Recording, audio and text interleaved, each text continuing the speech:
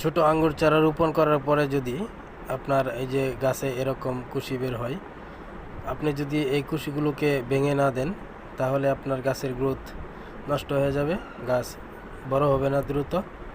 তাই আপনার যা করণীয়, আপনাকে এই যে নতুন ডালপালা বের হয়েছে এগুলোকে ভেঙে দিবেন, তাহলে আপনার গাছটি দ্রুত বড় হবে। তো আপনাদেরকে গাছ রোপণ করার পরে খেয়াল রাখতে হবে যাতে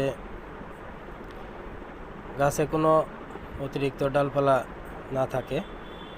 এই দেখুন, সুন্দরভাবে আমি আমার গাছটির নতুন ডালপালাগুলো ভেঙে দিলাম। গাছটি এখন খুব দ্রুত বড় হবে। মাচায় ওঠার পরে মাথা ভেঙে দিবেন, ওখান থেকে আরও ডালপালা বের হবে। সুন্দরভাবে শেপ দিবেন, তাহলে ভালো ফলন পাবেন ইনশাল্লাহ।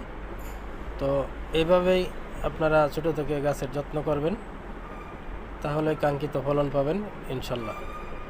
ভিডিওটি ভালো লাগলে লাইক, কমেন্ট, শেয়ার করে ফলো দিয়ে পাশে থাকবেন।